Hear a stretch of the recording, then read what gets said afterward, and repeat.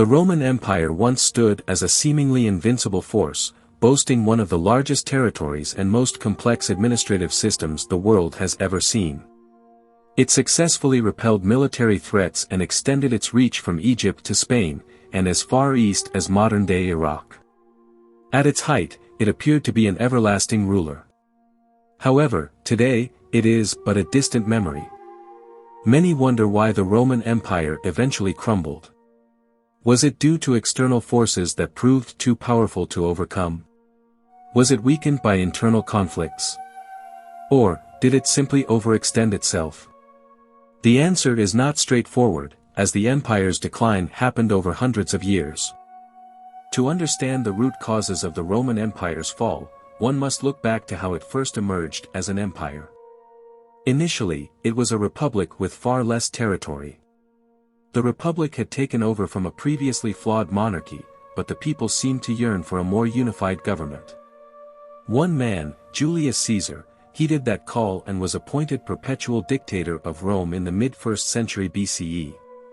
Caesar began consolidating power and became a popular and effective ruler, winning numerous military campaigns.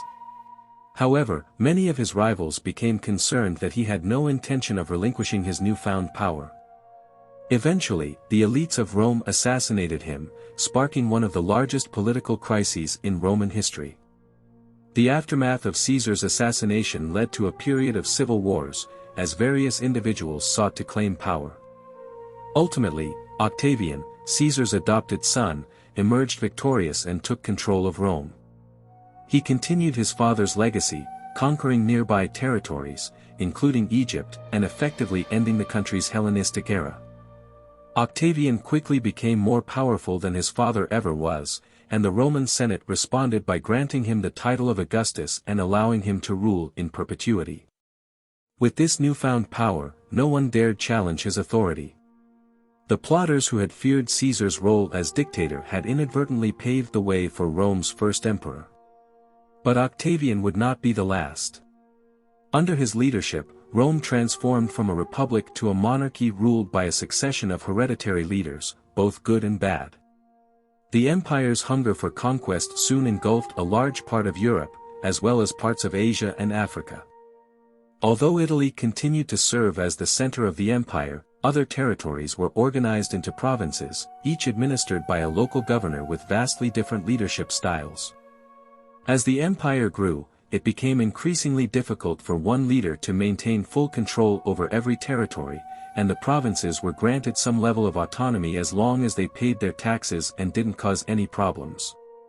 This system appeared to work, and the next 2 centuries became known as the Pax Romana, a period of relative peace and stability throughout the empire.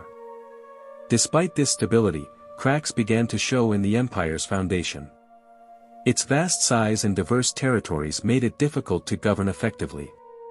Corruption and bureaucracy plagued the administrative system, and the gap between the wealthy elite and the impoverished masses grew wider.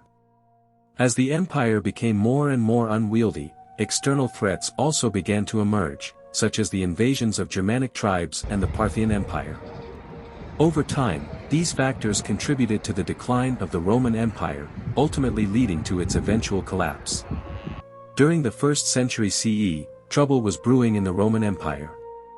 Religious conflict was on the rise, as the established polytheistic faith of the traditional pantheon, led by Jupiter and heavily tied to the Greek pantheon led by Zeus, clashed with the emerging Abrahamic faith of Christianity. The Roman polytheistic faith was known for its ornate temples dedicated to individual gods and a wild lore that portrayed the gods as petty and human-like, with Jupiter's dalliances with human women and gods taking revenge for the most trivial grievances being common themes. The new Abrahamic faith of Christianity, which spun out of the teachings of the Jewish rabbi known as Jesus and his eventual crucifixion by the Roman authorities, was largely based on the often persecuted faith of Judaism. In the early days, Christianity was a small faith and faced persecution from the Roman Empire, which saw new religions as a threat to the establishment. However, religions are not easy to kill. The conflict between the established polytheistic faith and emerging Christianity stayed under the radar, and Christianity continued to grow in size and influence. The situation was further complicated by the rise of Commodus as the youngest emperor at the age of 15 in 177 CE. His rule was characterized by recklessness, fickle and dictatorial leadership style, and love of gladiator matches in the Colosseum. He even participated in duels himself, and anyone who faced off against him was expected to die quietly. He built a cult of personality around himself, and his chaotic reign would eventually be immortalized as a villain in the Oscar-winning movie Gladiator. Commodus was assassinated by a wrestler in the Roman baths after 15 years in charge, and chaos ensued. The Roman Senate declared him a public enemy and tore down his statues. He was succeeded by a new emperor, and what followed was known as the Year of the Five Emperors, a period of civil war and political turmoil. The next emperor would be assassinated only 3 months after taking office, and his successor essentially paid off the guards to let him become emperor. He would be ousted and executed only weeks later. The chaos would only die down when 2 emperors, Septimus Severus and Clodius Albinus, ruled simultaneously despite both considering the other to be a threat. As the political climate in Rome spiraled into chaos, people outside of the empire began to take notice. As the Roman Empire grappled with a series of weak and ineffective emperors, the territories under its control began to break away at an alarming rate. The first to declare independence was the Gallic Empire, which took most of the modern-day territory of France and England with it. This was soon followed by the Palmyrene Empire, led by Queen Zenobia, which took over much of Egypt and the eastern coast of the Mediterranean, including key sites in the Holy Land. These events marked one of the biggest crises in Rome's history and signaled significant changes to come.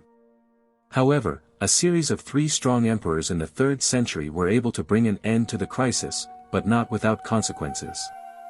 The first of these emperors was Aurelian, who only reigned for 5 years but had a profound impact.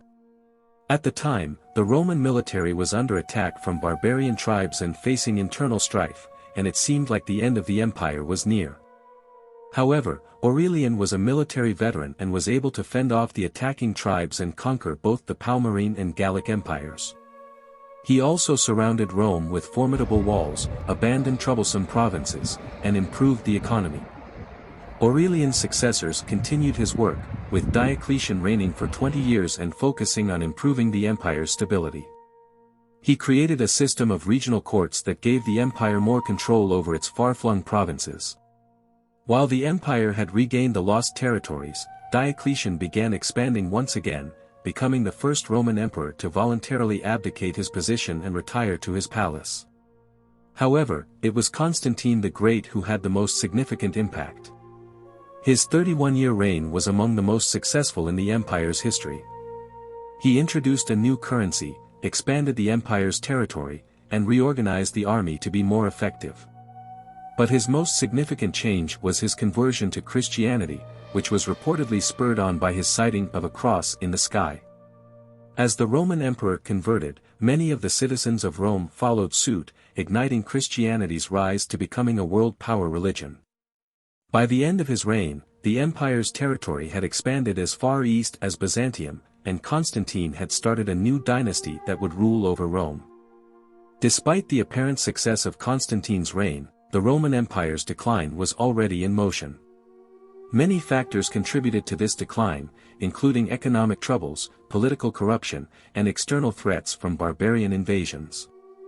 In the year 337 CE, the death of Constantine marked the end of an era that was full of both successes and troubles for the Roman Empire.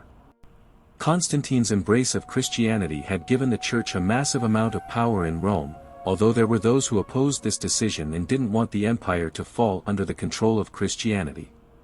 Despite this, the empire remained the dominant power in the world, and it was hard to imagine anyone challenging its supremacy. However, internal conflicts were brewing in the aftermath of Constantine's death.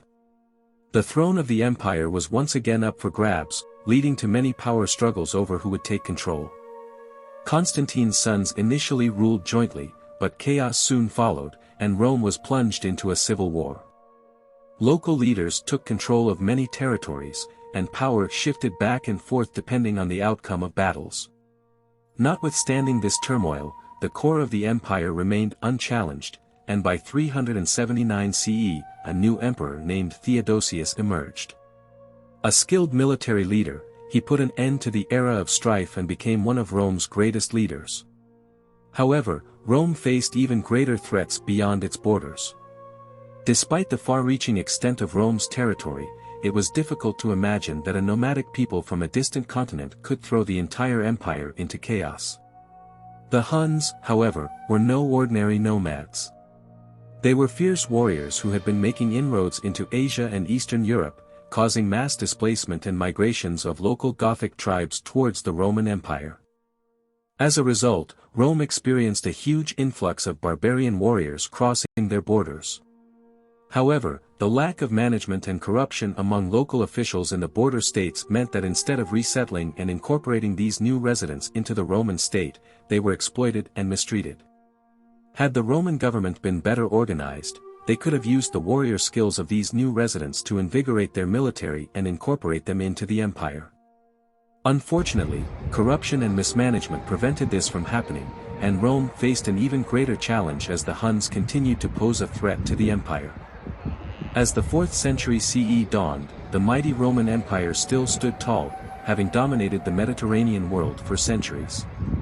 But the empire was facing a mounting crisis, with external threats from barbarian tribes and internal instability from political infighting and economic troubles. At the turn of the century, the Goths, a Germanic tribe that had long been displaced by the advancing Huns, sought refuge within the Roman Empire's borders. But Roman hospitality was lacking, and the Goths quickly took up arms, joined by other tribesmen. What started as a refugee crisis quickly turned into a guerrilla war, with the Goths gaining territory across the Balkans. The Roman military, though superior in force, was spread out and concentrated in the cities. The forces sent to confront the Goths found that the invaders fought much harder than expected. Meanwhile, the elites, kept safe in their walled cities, felt very little of this crisis. But across the Roman countryside, the Goths quickly gained ground, claiming the land of former Roman subjects. Emperor Theodosius I, who restored Rome's military in some ways, faced significant challenges. After decades of patronage under his predecessors, the imperial coffers were looking kind of bare. He raised taxes to confront the barbarians, but was met with rebellions from the people he ruled over. He also cracked down on other faiths, doubling down on Constantine's embrace of Christianity, and even persecuted believers of other variants of Christianity. This led to new rebellions in the West seeking to end his rule. Theodosius' troubles were compounded by the fact that he left behind him a weakened army and no clear successor. His 2 sons would each claim the empire, but neither was a capable leader. The 2 halves of the empire essentially went their own separate ways, with one emperor taking the Eastern Roman Empire and the other taking the western part including Rome itself. It was the biggest loss of territory for Rome yet, and there would be no going back. The Byzantine Empire would endure, lasting for another 1,000 years with a power base in the city of Constantinople. But it would never reach the world-defining power of the Roman Empire. As for Rome, it still ruled much of Europe, but its days were drawing short. Without the massive territory now owned by the Byzantines, administering the empire was much more manageable, but it also meant the massive barbarian invasions were harder to control. One of the most feared military leaders of all time, Attila the Hun, placed his full attention on taking Rome. The Roman Empire would suffer a death of 1,000 cuts, with its ultimate collapse coming in 476 CE. It was the end of an era, and the beginning of a new one. In the waning days of the Roman Empire, one ambitious king decided it was time to strike the final blow. His name was Odoacer, and though he may be mostly forgotten, he was perhaps one of the most important figures in history. The last emperor of Rome, Romulus Augustus, was only a 16-year-old boy when Odoacer invaded. Surprisingly, the barbarian king dealt kindly with the young king as he sacked Rome, accepting his surrender and allowing him to remain alive. Odoacer sent him away to live with relatives, even granting him a pension, before declaring himself the ruler of Italy. It was probably the most dramatic firing from a first job a teenager had ever experienced. But with Odoacer's rise to power, the Roman Empire was over, or was it? That depends on how you define it, because Odoacer now ruled what was left of it. But he was considered a foreign occupier, and the Roman Senate didn't consider him a legitimate Roman ruler. Instead, they transferred the seal of Rome to the Eastern Empire. And so the greatest empire in history passed into legend, or did it? The Roman Empire as a government was no more, but its greatest institution still remained, the Roman Catholic Church. Though it was still in its infancy, less than 500 years old, its faith had spread very quickly and would soon grow its roots in most of Europe. As the Church spread, so did its power. For the best part of the next 1,000 years, it would be the de facto government in much of Europe. Even kings would answer to it, and few would challenge the Pope's power until Henry VIII would start his own religion when the Church wouldn't let him get divorced. So, while the Roman Empire did not control Europe anymore, the Church's legacy far outlived it. But why did the empire actually fall? There is no one reason why the Roman Empire crumbled, but many factors played a role, few bigger than the collapse of its military. Rome's army was once the most powerful in the world, and it attracted the best with good pay. But as the empire's coffers declined, it soon struggled to recruit new troops effectively. The Roman Empire's decline was the result of several intertwined factors. One major issue was the military's decline, as the emperors increasingly relied on foreign mercenaries who lacked the loyalty and skills of previous armies. Attempts to address personnel shortages only worsened the situation. Overspending on the military was common, but ineffective in managing the vast territory of the empire, making communication and policy changes difficult. This led to a shift in focus from managing the entire territory to protecting key cities, further weakening the empire. Inside Rome, a lack of strong leadership contributed to the problem. The position of Roman emperor, with near unlimited power, was highly coveted, and the risk of being assassinated was high. Emperors who held on to power often turned the empire into their personal patronage mill, appointing allies to positions of power. The Praetorian Guard, the emperor's bodyguards, sometimes took matters into their own hands and assassinated emperors who became more trouble than they were worth. All of these factors combined to spell the end of the Roman Empire. For centuries, the Roman Empire had faced little military opposition and had easily conquered new territories. However, the military became more of an enforcement arm of the Roman government, making it unprepared for major military conflicts. The Goths, pushed out of their territory by the Huns, ultimately proved too formidable for the weakened Roman military, and the empire was unable to repel their invasion. The Romans made a fatal mistake by not aggressively repelling the Goths and defending their borders, nor welcoming them into the empire and taking advantage of their manpower. Instead, they exploited the Goths and hired them without developing any loyalty. This led to constant civil wars and a slow but steady loss of territory, which could have been avoided with a better response to the Goths seeking refuge within the Roman Empire.